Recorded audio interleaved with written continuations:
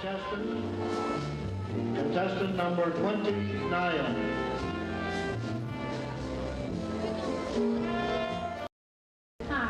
The various activities of our own Plaquemines Parish are the hobbies of this 17-year-old high school senior. College plans are being made to further my education in expectation of using this education to help the citizens of our area. I enjoy all sports. I play softball and basketball. I'm co-captain of the varsity cheerleaders. And this past summer, I was chosen by my high school to represent them in the Louisiana Girls State program, where I learned just how our state and local government is run. I am one of 7 children and also have a twin sister. My plans for the future is to attend a Louisiana college and major in zoology, with a minor in speech and theater. That is why I would love to become Miss Plaquemines Parish Orange Queen, but most of all, to represent this wonderful parish in which I live. Thank you. Thank you. Thank you. Thank you.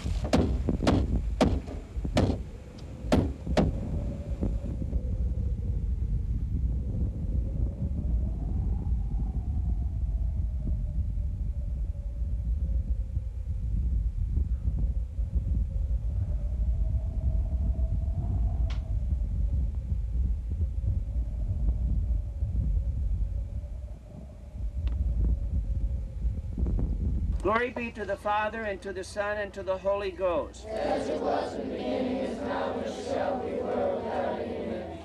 O Jesus, forgive us our sins, save us from the fire of hell, lead all souls to heaven, especially those who have most need of thy mercy. Our Father, who art in heaven, hallowed be thy name. Thy kingdom come, thy will be done on earth as it is in heaven. Give us this day our daily bread, and forgive us our trespasses as we forgive those who trespass against us. And lead us not into temptation, but deliver us from evil. Amen. Tu ne te rappelles pas de ça, mon qui te trouve trop jeune? Non, moi je ne me rappelle pas de lui non plus. Mais ils m'ont parlé de lui. Je suis né, mais moi je ne me rappelle pas de lui. Le père Géraud, là. Il avait une école ici, là. Père Géraud, oui. How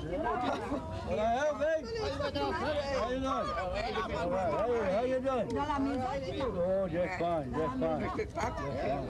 Tu passeras devant l'église, tu verras briller le soir, tu diras que c'est ma pauvre mort, mort du désespoir, qu'il voudrait encore, qu'il voudrait, mais dis-moi, et aimer celui qu'il t'adore, qu'il meure et qu'il pleure pour toi.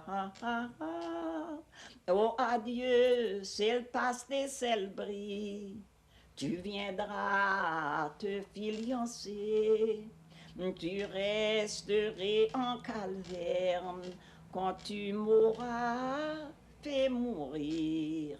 Qu'il voudrait encore, qu'il voudrait m'aimer, dis-moi, et aimer celui qu'il t'adore, qu'il meure et qu'il pleure pour toi.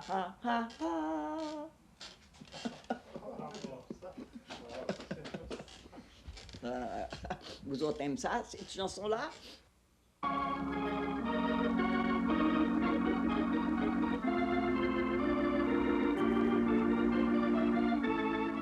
Located along the banks of Old Man River below the city of New Orleans, we find Plaquemine Parish, a delta land more fertile than any land on earth, which today can be considered one of the richest 100 miles on the North American continent, abounding with natural resources such as fur, fish, oil, citrus fruit, and sulfur.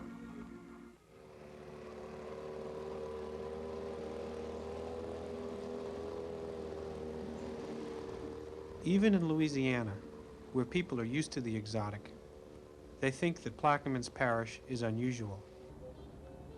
The narrow strips of land 120 miles long that flank the Mississippi River as it meets the Gulf of Mexico.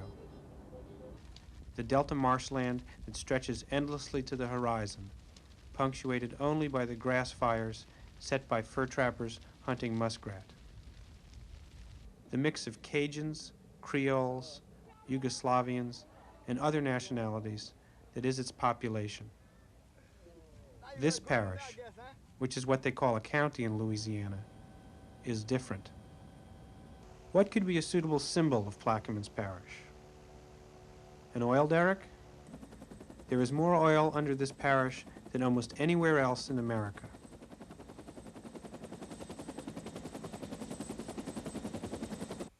An alligator? They outnumber people in Plaquemine, keeping to themselves in the swamps beyond the back flood levees. Or the Yugoslavian fishermen of empire, like the alligators, keeping their own company, enjoying the eternal cycle of fishing oysters, seeding them, and fishing them out again a few years later. Perhaps the proper symbols of Plaquemine are towns like Grand Bayou and Pilottown, villages in the marsh where no roads go, places where people live a less frenetic life, more of the past than of the present. Because in many ways, Plaquemine is an anachronism, a remnant of a forgotten Louisiana, a place where boats are more useful than cars, and where people depend on the land and the water for their existence. But to most Louisianans, the true symbol of Plaquemine Parish is its freewheeling brand of politics, epitomized by the late Judge Leander H. Perez, colorful and charismatic, for 50 years the unquestioned leader of Plaquemine, a man whose strong racial views brought him controversy far beyond the South. Is that the American way? Is that showing any real interest in promoting educational opportunities for our white youth? I tell you, my friends, without fear of contradiction, and anyone who contradicts it has no respect for the truth, that all the Kennedys are doing is carrying out the communist conspiracy to destroy public educational opportunities for our white youth. Judge Perez ruled Plaquemine virtually unchallenged, controlling every aspect of public life and making his parish, with its striking landscape and diverse people, a political environment unique in America.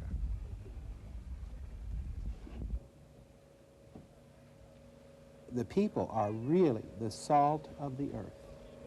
They will break their backs for you. They will, if you're sick, if you're down and out, if your boat has sunk, if your house is on fire, or if you, no matter what happens, they will go to the wall for you.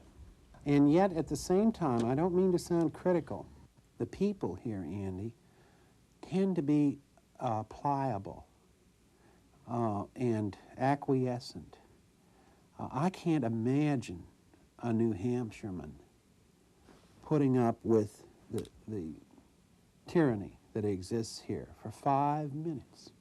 Anyone that's used to having a town meeting and once a year deciding on what the business of the town is going to be and what we're going to spend this money on, I can't imagine anyone like that accepting the supinely the way in which government has been administered down here over the years, because the people have no say. We used to go to every political rally that the parish had, because it was always a big family affair with barbecue, chicken, beer, hot dogs, soft drinks, a band playing Dixie, and the judge giving speeches. And as kids, we used to, you know, sit in the trees and watch, and and listened to the political rhetoric, and we never knew what it was all about most of the time. What would he talk about, the judge? Do you know at these speeches? Oh, he would give some typical Tennessee Williams political rhetoric. Looking back on it, everybody had Confederate flags. The bandstand was sitting there with the Confederate flags. The band would play Dixie. The judge would walk up with his hat and his cigar, and he'd start cursing the bureaucrats in Washington, and everybody would clap and cheer. The band would play Dixie, and then he'd curse them some more. And it was great fun. I mean, and then they'd open up the place for the beer and the barbecue, and all of the politicians in the parish would be seated on the grandstand behind them, and every one of them would get up and say, "Good evening, it's a great day, glad to be with you," and sit down. Okay, and that's how it was. Judge Leander Perez is the undisputed boss of Plaquemine Parish, south of New Orleans. Workhorse. And Plaquemine Parish is the undisputed repository of some of the densest accumulations of oil and sulfur deposits, from which we can infer the obvious. The Judge Perez, in addition to being a very successful politician, is a very wealthy one. Mr. Perez was born in 1891 and took a law degree from Tulane University in 1914. He was appointed judge in 1919, but resigned in 1924 to serve as district attorney of the 25th Judicial District, a job he retained for 35 years. Perez General, I mean, people don't know Perez generally. I've been elected to office many times without opposition, and I've never made a political promise. I understand in one of those elections, Zazu Pitts and Charlie Chaplin and Babe Ruth voted for you. You got some fantastic electors in your county. No, that was not in my parish, sir. That was in St. Bernard. Oh, yes, yes, sir. Not in Plaquemine Parish. My parish is Plaquemine.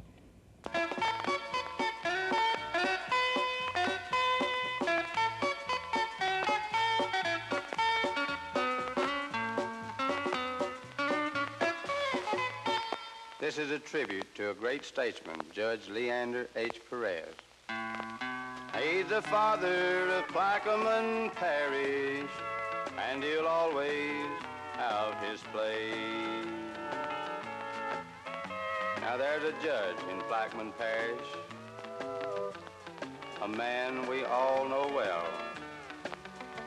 He's a fighting for his people, whether it's land, oil, or shell. He's always in there fighting with all his might. He's the father of Plaquemine Parish, and folks here think he's right. Well, the first time I ran for office, I had a close race. That was in what year? That was 1948. And he was for me, and I carried those two parishes, and undoubtedly he was the key to it. And I carried them big. I carried them by about 90%. I got about 90% of the vote. The opposition got 10%. I won the race. During the first couple of years I served there, I think I made a mistake looking back on it. I said a thing or two about his kind of democracy down there which has been described as one-man rule to some extent, which got back to his ears. I think he resented it very much, and the next time he was opposed to me. So the next time around, I lost it 10-1. But he was a very effective politician from the old-fashioned point of view, where you used to have certain political leaders, or you could call them bosses if you want to, who were dominant in their area, but who had a lot of people around them who found it very much to those people's advantage to support his position. And that included a great number of people right down to the level of being an ordinary fisherman, that he had a job because he was a friend of Mr. Perez, and he supported Mr. Perez's leadership. The old man was an old man, and he was a good old man. And they can accuse him of this, that, and the other, but that old man knew what he was doing. And if he wouldn't have known what he was doing, he wouldn't have done it in a legal way. I say if that man wanted to run for governor, he'd have been governor. He might have even had a crack at being president. Now that's down in history. That's a fact. You think he did good for the parish? Well, of course. How do you think this parish was developed? This parish was nothing but swamp and strips of land before. That's why I say plenty of people talk bad about the man, but they don't know what the whole story is, and they don't know some things are good and some things are bad. But hell, he done it for the benefit of this parish and for the residents of this parish. A lot of people say that he also got rich on it. Well, the good comes with the good and the bad comes with the bad. That's it. Well, anytime a man handles honey, he's gonna lick his finger, you know that. Well, of course. I don't care where he's at. Well, of course. And if the man's in the chicken business and if he's dressing poultry, you know damn well he must eat chicken. So there you go. That's it.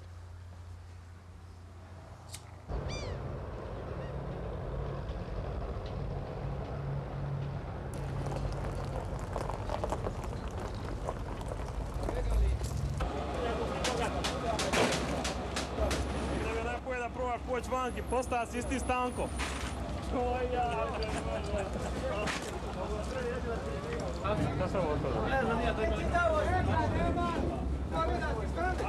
E, pijac uno. Koliko ti je tvoj kurac donija vrića, jel on donija dovoljno za mene i za tebe?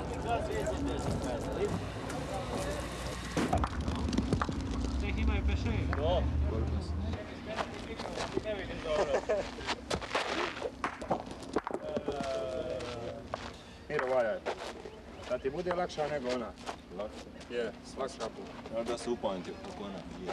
Ono kruju, valjaj, kažem lakša. This is a game that's been played in Europe in that part of country way back in 7th century. I read the history. Yes, right.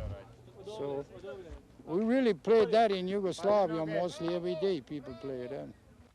Oh yeah, my heart still beats for the country over there. But it's a long time. I'm 56 years now here, and 46 years married.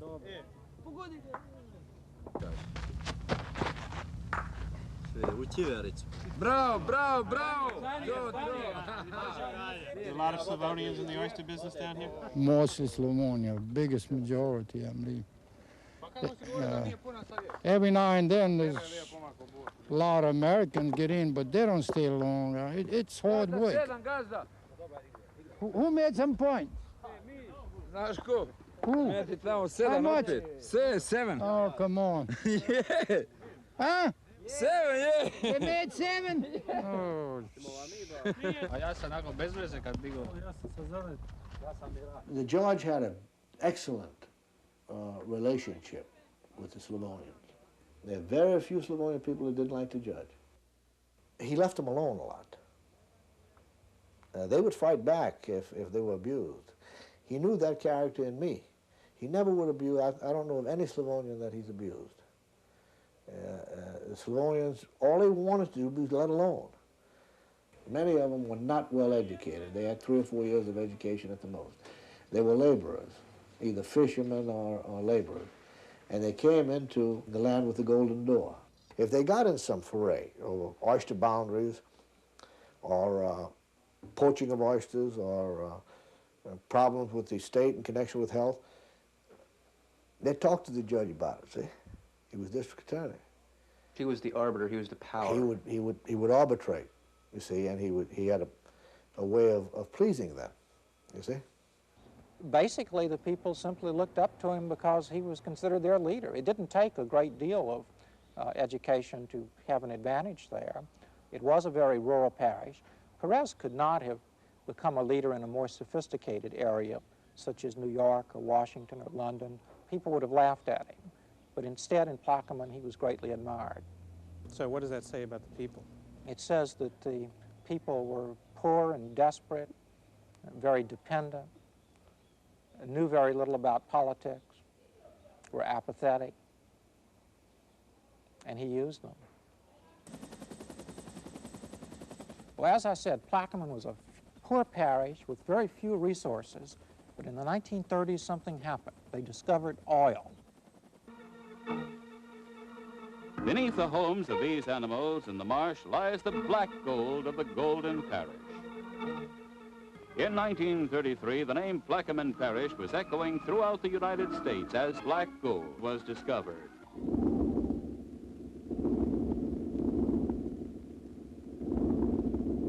Now, not many people knew that there was oil beneath all that marsh, but Leander Perez knew, and he took advantage of it. Much of the oil was under marshland, which once belonged to the state. It was now controlled by parish levy boards, to whom Leander Perez was legal advisor. He was legal advisor to the police jury, which also dealt with the lands.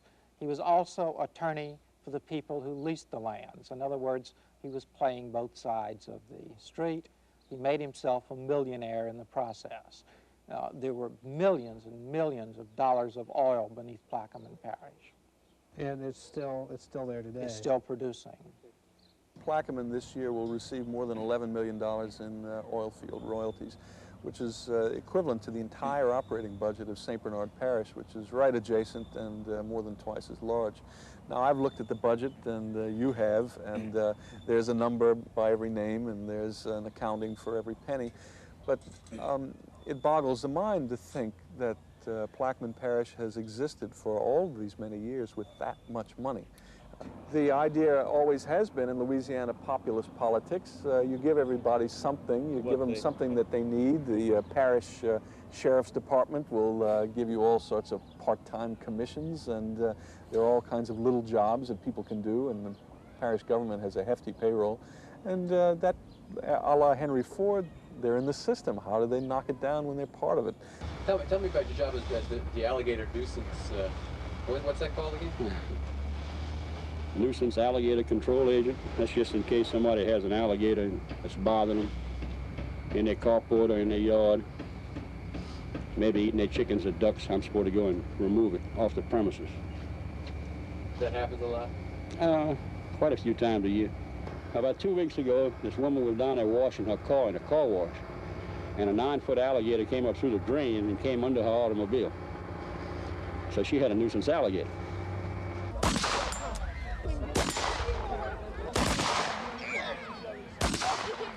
9, 10, and 11.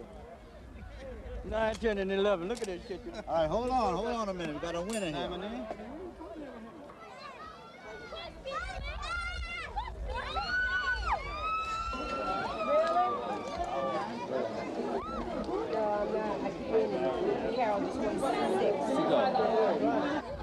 The cakewalk. Un cakewalk, pour 25 sous, tu gagnes un gâteau. Ah non. Ah non, c'est hier, non, mais. Let's go, Andrew Son. Let's get in there, Andrew Son. Là, c'est mon cousin, voilà. Yeah, right. Yeah, you're right. Get in there, Andrew. Get in there, Andrew. Let's get on a cakewalk. Yeah. Is that $10? Yeah, that's $10. You want, okay. That's for the ticket. They run out of change. All right. Let's see. Who can I trust? I don't know what.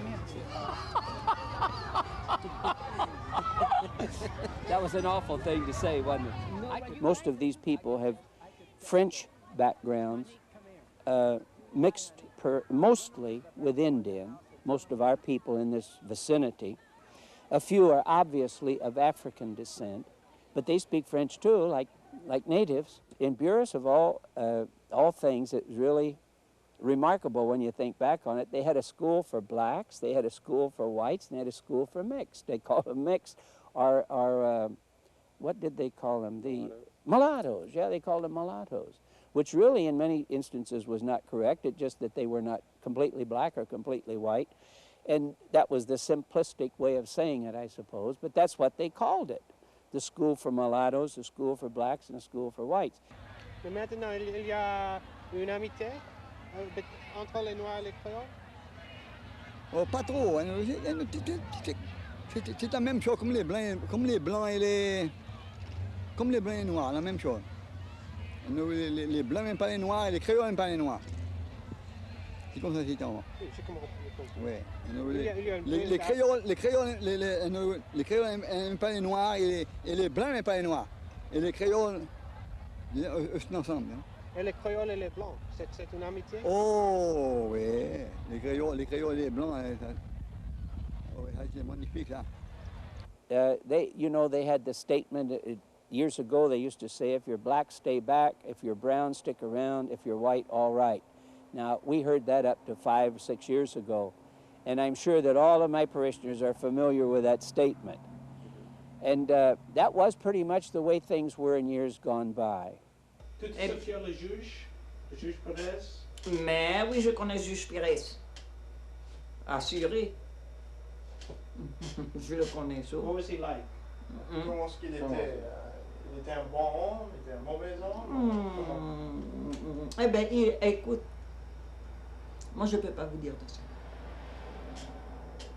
Il a fait du bien pour le monde? Pas pour nous autres. Ça nous a jamais fait de bien, ça. S'il pouvait nous écraser, alors s'il a essayé de nous écraser. Mais non, pas le sens du monde. Have you been very widely misquoted? For instance, you're quoted as having said, quote, yes, the Negro is inherently immoral. Yes, I think it's the brain capacity. Is that a misquotation? It's not a misquotation, it's the truth. Because I know Negroes. We have a number of Negroes in our communities, and I know that basically, fundamentally, they are immoral. They're unmoral. Yeah. I know that to be a fact. Why should I try to hide it? Well, I'd be untrue to myself if I tried to deny it out of cowardice. Of course. And I wouldn't plead guilty to that. Correct. It's been said of you that you have that you can grudgingly admire his blunt talk. He is honest about his bigotry. And I'm not a bigot, sir. I'm not a bigot at all.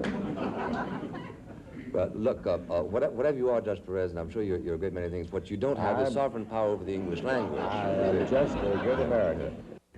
Oh, he was a segregationist. You know what I mean? Well, ain't we all? Who is not a segregationist?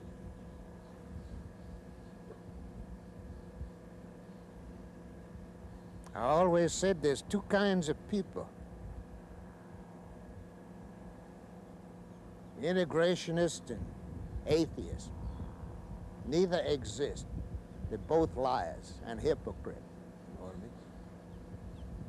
Because if you get an atheist out on a boat and it starts sinking, he begins to holler for Jesus Christ. And if you ask an integrationist how many niggers he's got in his family, he want to kill you. You know what I mean? What are you looking for, that stockade area? I guess, I don't know. What do they got out there? Well, the old fort is over here. And in 1895, the Spanish-American War, they built additional officers' quarters and troops' quarters. And then in World War I, they used it as a post. So what's the part that Judge made notorious? That was the stockade? Yeah, that's it right over here.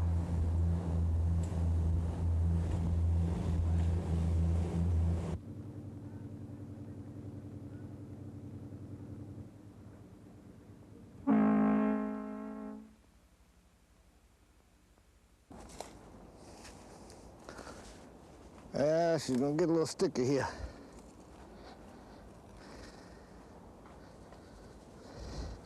I should have brought my boots.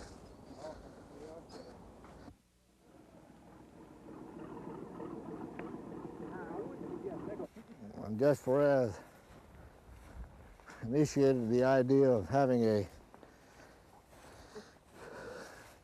solve the problem what to do with 500 or 600 demonstrators if they come down in a small community of maybe 1,000, 2,000 people.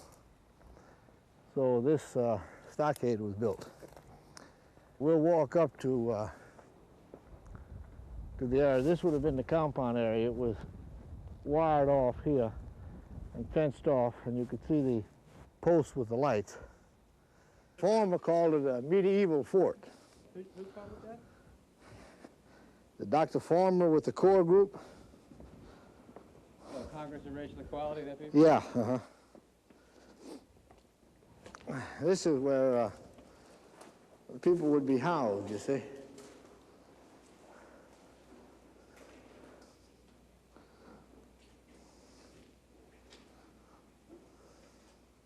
Judge, tell me something about the living quarters down here. You mean in this compound? Yes, sir. Well, first, this 8-foot hall is 170 feet long. We have 4 compartments, 30 feet squared. We have 4 other compartments, 15 by 30. We have the lower end blocked off for juveniles in this 3/4 section. of this part of the fortress will be used for adult violators. How many people do you think you could accommodate in here? How many could you incarcerate? Well, now that depends on how many people come into Plaquemine Parish to try and break down our local government and cause trouble. There's no limit in number. If they choose to come in 10s and 20s, we'll take care of them. If they choose to come in hundreds, we'll pack them in here, just the same. If you might recall, there was a tremendous amount of violence in the civil rights activities and movements throughout the country, not only in just the South. Hopefully that's always avoided, but sometimes it can't be. We tried to avoid it here. This was one of the deterring factors. Whether it had any effect on it or not, I don't know. The fact is that it was here and it was well publicized. It was not his intent, because I was with him in the early 60s, of causing anybody harm physically. But I think his intention, and it was the intention of the public officials at that time, to simply discourage anybody from causing any violence. This is, I think, best described in the words of Toulouse-Lautrec as fossils of a bygone age. And let's hope they so remain that way. They are, in my opinion, easier ways to settle differences, but at that time, this was one of them.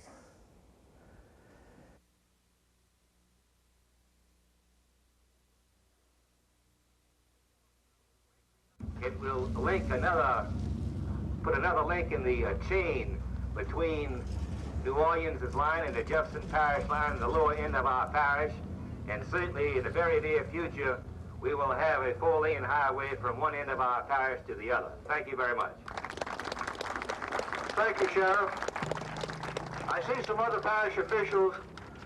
District Attorney for Plaquemine Parish, Lee Perez. Lee and Brian, won't y'all come up here? Get your picture took. You don't know how good you look. And now, if we can, please, we'll have our good Secretary, Mr. Paul Hardy, do the official ribbon cutting ceremony. Jimmy couldn't make it today. He told me how to do it. Ready? Ready? Do it. 1, 2.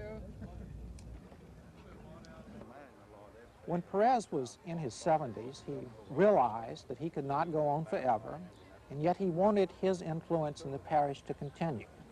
So he passed on the power, or at least attempted to his sons, Shallon and Lee. Shallon became president of the Plaquemine Parish Commission Council. Lee became district attorney. Perez arranged for them to be elected to these offices, and they owed their positions actually to him. No, next Tuesday's election day. Election day, right. So we'll have to wait till the next week maybe, huh? All right. Can we get together? Yes, and can I talk to you? I think basically that's why I'm here today, is because of the fact that I was Judge Perez's son, and Plaquemine Parish had been good to him and good to me. And when I was asked by him to take his place on the parish government, I did so. How would you describe yourself in comparison to him as a political leader? Oh, I think comparisons are odious, and I don't think I should be the one to compare myself to my father, but there's no question about the fact that I'm not the, I don't have the personality that my father had. I do believe I have a tremendous capacity and ability to work, and I do believe that I've been a very productive person, just as he was a very productive person. But I don't believe that I have the savoir-faire, you might call it, or the general personality and ability to get along with people as my father did. He was great at that.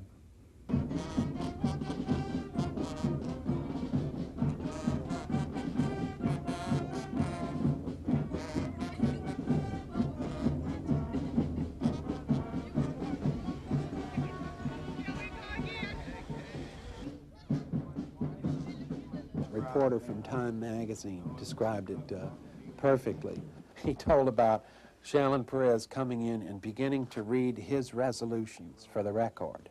The following resolution was proposed by Commissioner Kirby, seconded by Commissioner Beshel, and resolved that, unanimously adopted. And he would read this into the record with the other 4 commissioners sitting there like dummies. Unbelievable. And he would make this record, and he'd read his resolutions into the record. Without any discussion? No, not only that, but Kirby or Beshel or whoever it might be would not have opened his mouth. Shallon would just be reciting. It would be a monologue on his part. And no one in living memory, up until about a year and a half ago or so, could recall anyone voting against the Perez administration. All votes are unanimous. This is how you prove your loyalty. The Perez brothers are very sophisticated people in an old traditional style. They're not the national cliche of the southern politician looking like Burl Ives in a white linen suit sitting on the porch with a mint julep. They're much more sophisticated than that, and yet they're very different. Lee Jr. is, in many ways, a more courtly gentleman. Many people describe him as being more outgoing. Almost an anachronism, someone who would probably be more at home in the 19th century, and a man of great family loyalty who speaks reverentially of his late father. Shallon Perez is a man who's involved in the detail work of parish government. His brother Lee forfeits most of the detail work in the district attorney's office to assistants, but sees his role as being more the symbol of power. He would enter a courtroom not to plead a case, but to sit in the benches and just stare at the jury, feeling that his presence was probably more compelling than anything he could say. But it could well be that the judge both realized that neither brother had the personality to be able to wield all of the power, nor did they have the ability to allow the other to wield all of that power. So he tried to create a balanced relationship.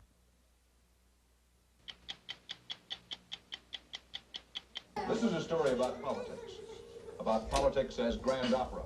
It is the saga of Leander Perez and his 2 sons, Leander Jr. and Shallon, both of whom inherited a lot of money and a lot of power when their father died. But the Perez dynasty has fallen on hard times. The sons of Leander are feuding, and that's just got to have the old man tossing in his grave. For its size, Plaquemines Parish is one of the richest areas in the world, containing vast deposits of minerals and enormous oil reserves. Between them, Lee and Shallon Perez hold all the power that counts in Plaquemines Parish. They are the law. But suddenly their hold is slipping. The brothers themselves are fighting for control of the empire that their late father left behind. And there are signs that the domination of Plaquemines Parish by the Perez family may finally be coming to an end. And both of them no longer, in my opinion, have the confidence, nor do they deserve to serve in public office in Plaquemines Parish. But change is on the way to Plaquemines Parish in the person of council member Luke Petrovich. In the midst of the feud between the brothers, Petrovich has stepped in, emerging as leader of a group that seeks to topple from power both Perez brothers. Now, Judge Perez was more than a rabble-rousing segregationist. He was a brilliant manipulator and financier. Back in the 30s, when the Louisiana oil boom first began, he formed a corporation called Delta Development, which managed to secure leases on a vast expanse of oil-rich parish land, thousands of acres. And then he subleased that land to oil drilling companies in exchange for overriding royalties. He became a millionaire many times over. And even today, Delta Development is a Perez family gold mine. There is no way that they could have been treated more fairly. The truth indicts them. And the mere fact that they are trying to say that I can be district attorney, and that's what Lee is saying, and Shallon is saying that I can be president of the council and commissioner of public affairs who is entrusted with the responsibility of supervising those parish lands, and at the same time try to tell the people that they are justified in getting millions of dollars from those very lands that they control, is in itself a story which indicts them. It makes them dishonest, and it makes them border on criminality.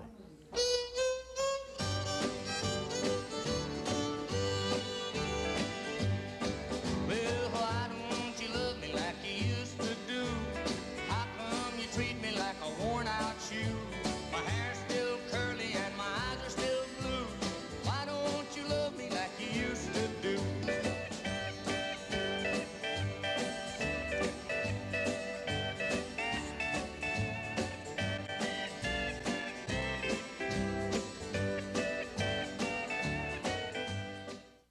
satisfied that I will never be convicted of anything because there has been no wrongdoing on Shalon Perez's part.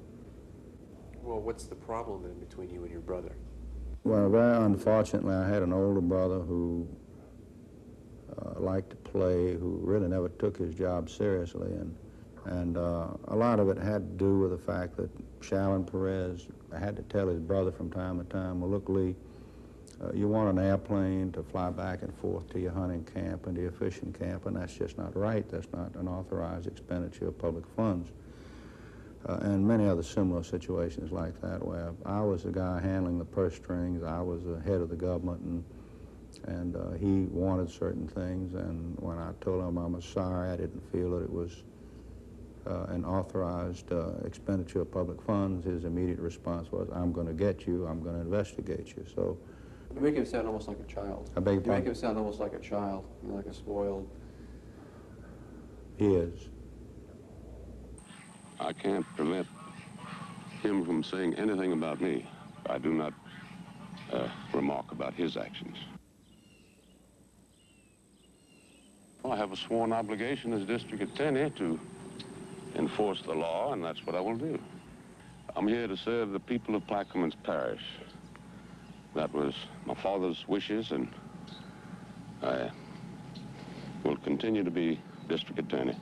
It's unfortunate that two men in their late 50s, two men with inestimable wealth and one hesitates to say absolute power within Plaquemine, but it gets to feel that way sometimes. And they're both still known as the sons of Judge Perez.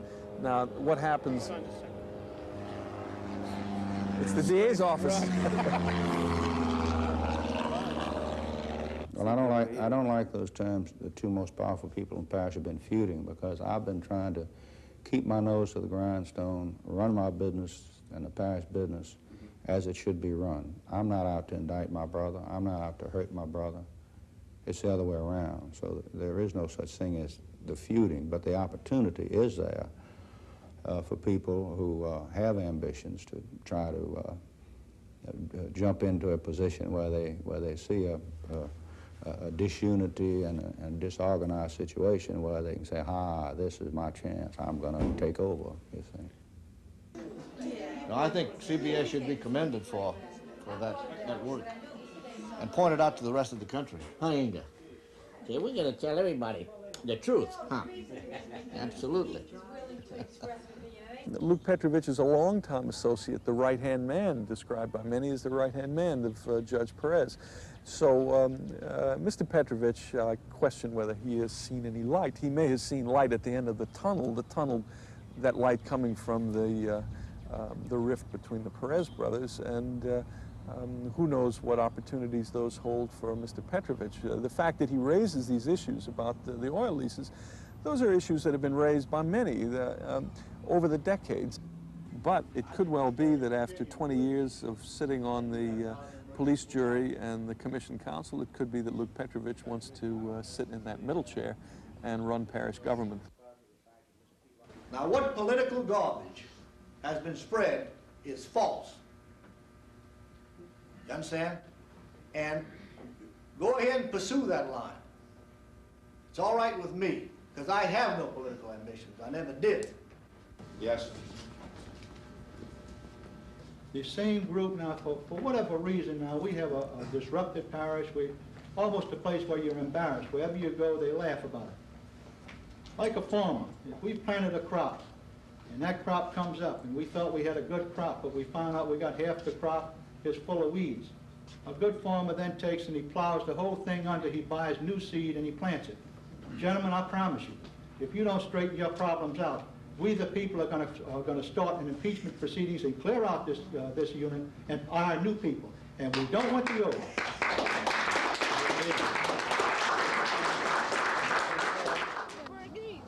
I'm not going no more. Where they get Bernice from? That ain't no not me. Paulette, you go get Bernice. That ain't Bernice. Oh, I kept telling you that's not Bernice. Look at that little bug. April, where your foot? What are y'all doing out here? Campaigning for Eddie Phillips Jr. Is he ready? School board representative.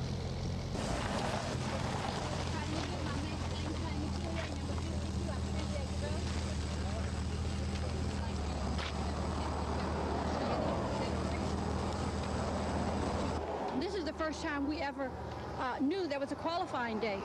Before it was a big secret. So this is the first time we have an open election. It's exciting. It really is exciting. And just don't get in the rush. You know, Daddy always made me vote absentee.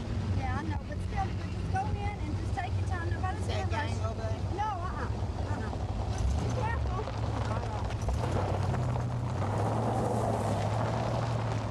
What do you think started people getting this way now? You know, I mean, they've been in control. Well, this is the first time there's any,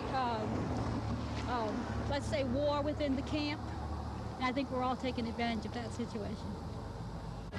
Let's take and vote. This is fun. We can sit on the side of the road, no problem. Have the sheriff hit the regular traffic. Pass your card out. Top the calls. Here's my card. No problem. There's no problem. Ain't no problem.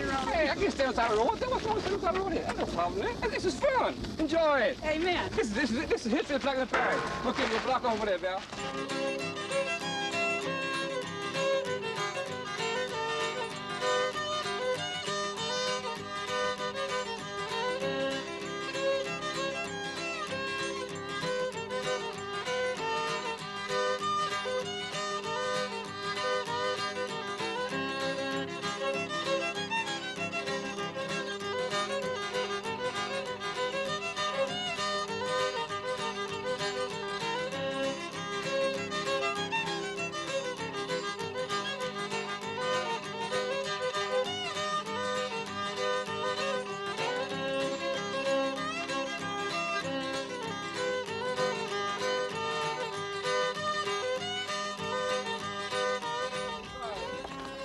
You know what this man said? He said when he goes hunting, instead of having, see, you kill more duck if you got more decoys. The more decoys you got, the more duck you kill. He said, well, buy more posters. We had a rally here in the church. He said, buy more posters, you get more votes. So that's what I did. I bought more posters. People have supported me in that way. You know, we say we want to change. Like I said before, one of our people here should be elected. You see, it never was anyone around this area that elected for anything in the parish official things, you know. I was the same people all the time. I was the same people. So I asked a few friends of mine, you know, should I take a shot at it? And they said, well, we support you. You know, One vote start the thing. It'd be sad, you know, if you were at the bar and then I would come up and say, well, I need one vote to win the election, and you wouldn't be at the bar and you didn't vote. Man, look. That'd be a hurting thing. That's the hurting thing right there, yeah. Viens dedans, attends. Oublie pas moi. Regarde pas toi. All right, okay. Oublie pas. Et toi, regarde ton créateur, on est dedans. Il va faire mon frère. Il a pas été, voté, oui. Non, il vote pas. Il a pas voté. Il veut pas. Oublie pas moi, y'all forget me, hein? Huh? Don't forget me. You're coming in front Tuesday? Huh? No, don't forget me. That's my wife's cousin. He's getting away. Okay, we'll see you all Tuesday, huh? Okay. I'll be up front. I'll be out here all day. Thanks a lot. Need it. I'll see you Tuesday. Yes, Mr. Phillip. I'll be there. Oh, Mr. Phillip. Call me the same person, Eddie. I'm a working man. No, I'm not a politician. I'm a working man. Yeah, you know I'm a working man, right? Huh? Oh, yeah. Hey, you're a working man, and I'm a working man too. You're Mr. Phillip, though. Appelle-moi Eddie. Appelle-moi Junior. I can call you Mr. Phillip? No, it's not right. It don't sound right. It don't sound right. Wait. Appelle-moi Eddie. All right?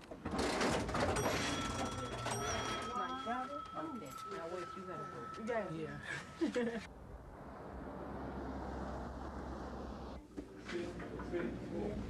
So if he still pulls here, he's gonna have 400. Yeah, he's gonna take 250 votes here. He's gonna take the 200 he pulled before plus the 50 AJ here. So that'll give him 436. Plus Ironton will be 100. So that's 536. So you got 100 people in Ironton? 104 voters. It's gonna be close. No, we waiting. 186 in Port Suffolk. I don't know. Who's this? There you go. Oh, we don't know yet. wants to drink. He wants to drink. All we got is gin on the rocks. That's good. I'm sure he won here. I don't think he'd have any problem. No, neither do I. I think when he's going to have this problem is import, so. And also up at the old Becknell store, I hope he had a poll watcher there. You know that little store up there, it's only about 50 or 60 votes, but I think it's important to have somebody there.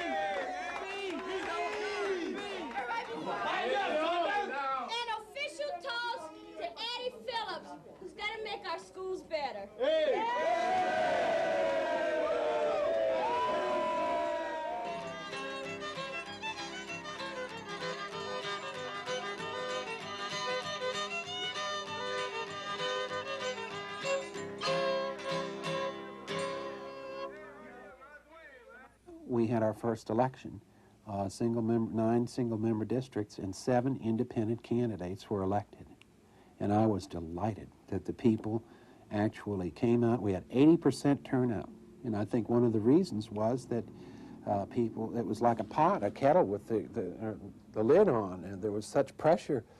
For 50 years or more, people had not had anything to say about who their representatives were going to be on the school board or any other place for that matter. And I was really happy with the fact that they voted some really progressive representatives in who are genuinely interested in public education. Shallon did actively campaign for many of the candidates. He and his wife campaigned in the school board race, and he lost them all. He lost them all. Where he campaigned, he lost them all. He lost them badly, I thought. If nothing more comes of this, if we can have an election where more than 1 or 2 or 3 or 5 people can get into the race and sit there and, you know, express their views as to, you don't have to vote for them if you don't like them, but at least give the people the opportunity. And I would hope that the people would take advantage of that. It's called democracy, isn't it? I guess, if you want, yeah, I guess so.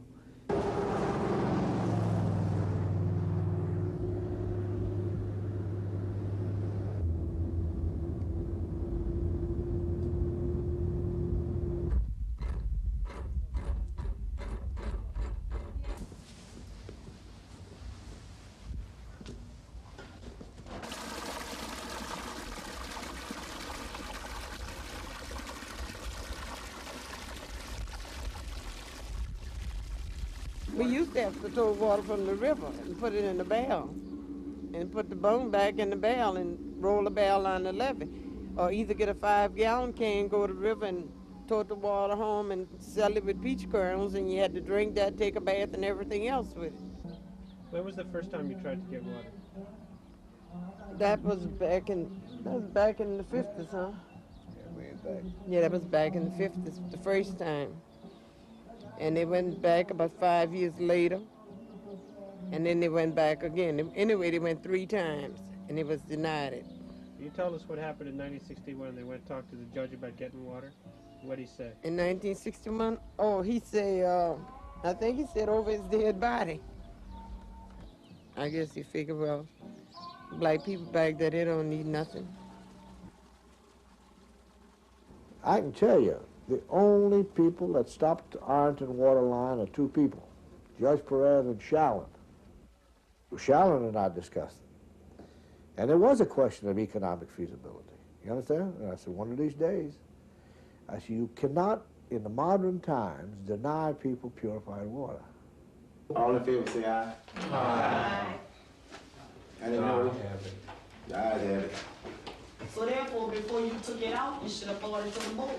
Look, could I make one comment on that? Was paying the first pay for it brought to the board. But it wasn't. Regardless what you say, two wrongs doesn't make a right. Right. The first time the fisherman organization got together to do a demonstration in front of the courthouse, it was stating that it needed some water in the town of Ironton, and to demonstrate to the elected officials that we wanted something done about the water and about some other problem in the community. And as we were demonstrating, going around, you could hear people saying, "We fired up, we ain't taking no more. We are fired up, we ain't taking no more." If you can imagine 300 people for the first time in their life demonstrating and beginning to feel a real sign of something really changing in their lives. Oh, well, Mr. Perez, he wouldn't come out and talk, but he sent Louis Petrovich out instead. So he came out and he talked. So we didn't go for no violence. Only thing we went for to show them that we wasn't afraid and that we meant business. No, I don't, as far as my governmental attitude is concerned, protests are not gonna cut the mustard. I don't give in to protest. No, sir, I don't. And of course could not be here with us. I'll tell you how happy I am to be participating in this program as we dedicate the Ironton water line. I'm Representative Frank Patty from the Belchaz community, and I represent, of course, Plaquemines Parish. It's my pleasure to introduce to you the President of the Plaquemines Parish Commission Council, Mr. Shalon Perez. Thank you, Representative Frank Patty, and good afternoon, ladies and gentlemen.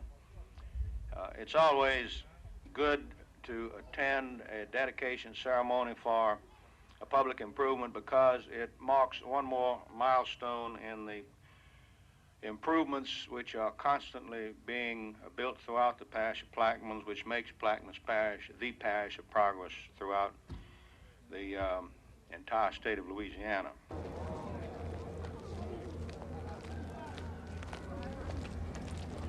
That's good, Reverend. You catch it? I'll open the faucet, you catch the water. How about that? Perez, want to hold it underneath there?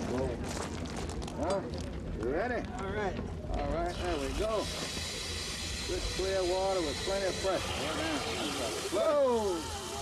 There you go. Let me see that. Nice clear water, too, huh? Good. You, Reverend?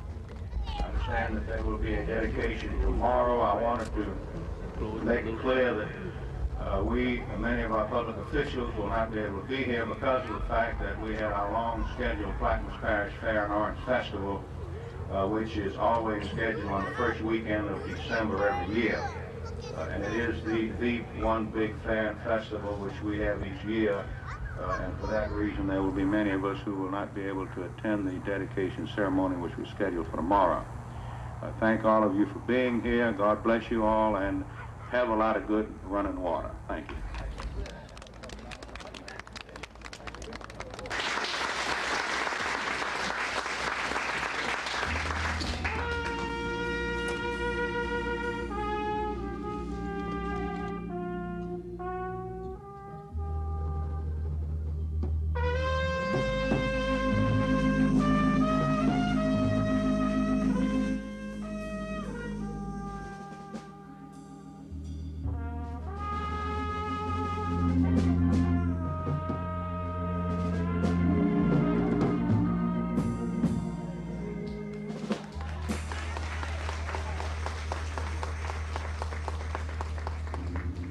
It wasn't no doctor, it wasn't no lawyer, it wasn't no politician, it was the people. Yes. You gotta be very clear on that. You understand? If you're not clear on that, then we're gonna have problems along the way.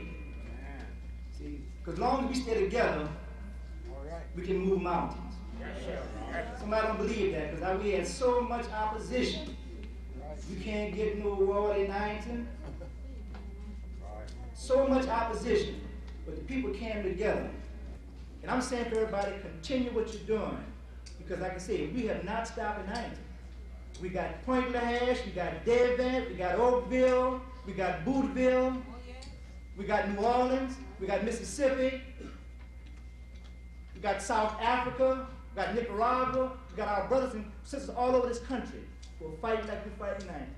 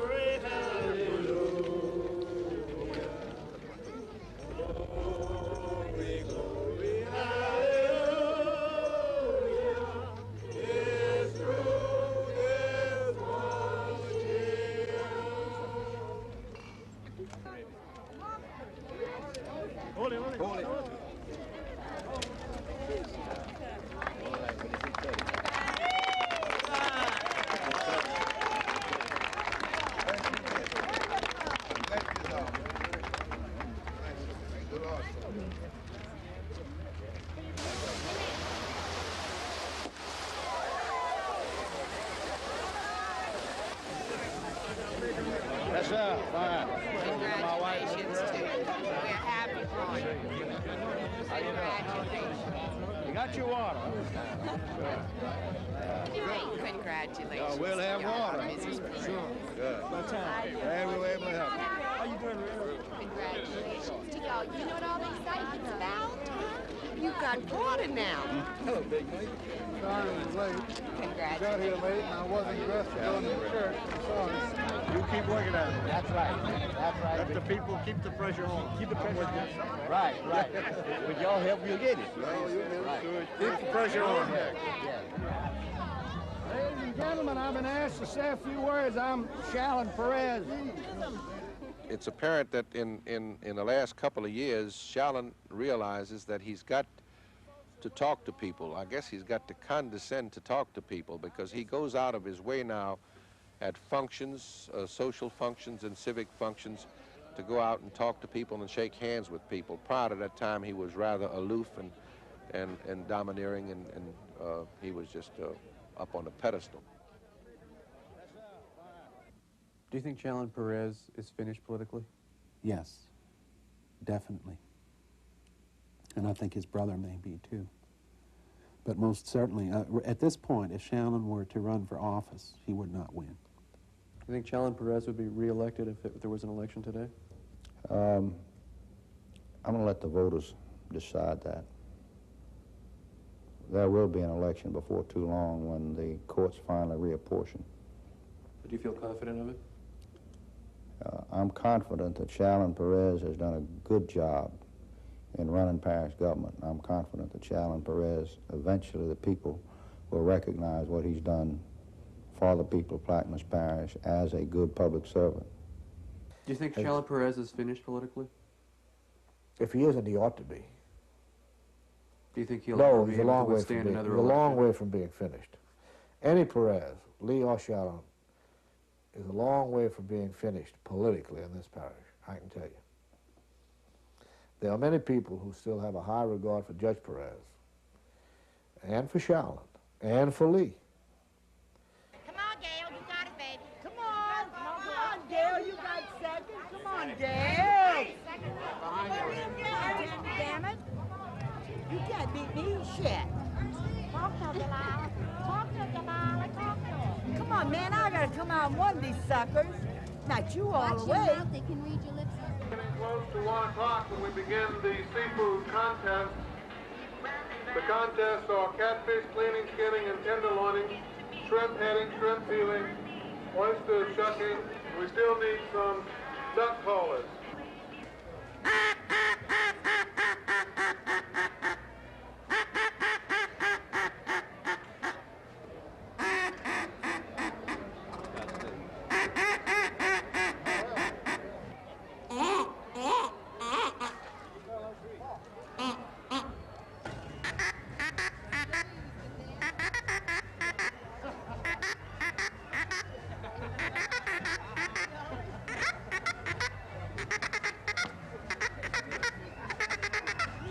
Okay, come on. Here. Now.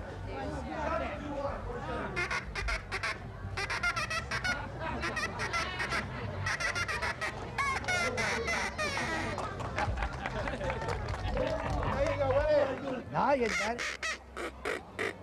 Brother, call it Red Doc. Let the game warden get in there. Let the game warden get in there with the chief here. Look, they don't kill over the limit, brother. I got them tagged. Don't worry about that. That's the game warden. That's a fine-looking game warden, isn't it? Ain't that beautiful? You give me the job, brother. The best in the world. Best game on. Judge Perez, king of the 1949 Orange Festival, officially opens the coronation ball with an address. He has given his much-needed help and guidance to make the Golden Parish what it is today. The king and queen lead the grand march around the spacious flooring of the auditorium, bowing and waving graciously to their royal subjects. As she ascends to her throne, the queen is greeted by the king, Judge Leander H. Perez, as they jointly rule in their majestic splendor the Golden Parish of Louisiana.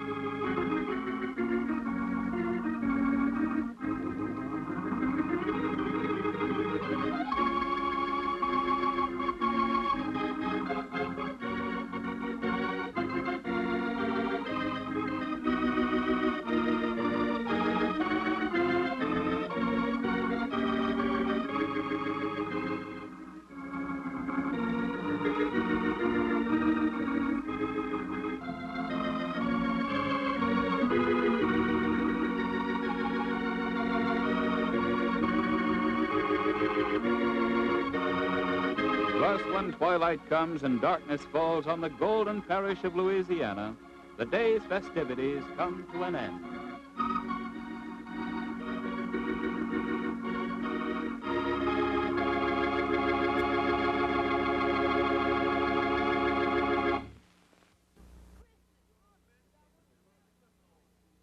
In November 1981, Lynn Perez ran for the State Appeals Court from Plaquemine Parish. She was beaten by Bob Lebrano by more than 2-1. On February 24th, 1982, District Attorney Lee Perez was superseded by the State Attorney General in all matters pertaining to Perez oil leases. And on the same day, a majority of the Commission Council, led by Luke Petrovich, removed Shallon Perez as parish president. Although Shallon remains on the council, it is the first time in 50 years that a Perez is not running Plaquemine Parish government. His parting remarks to the press were, "You haven't seen the last of Shallon Perez."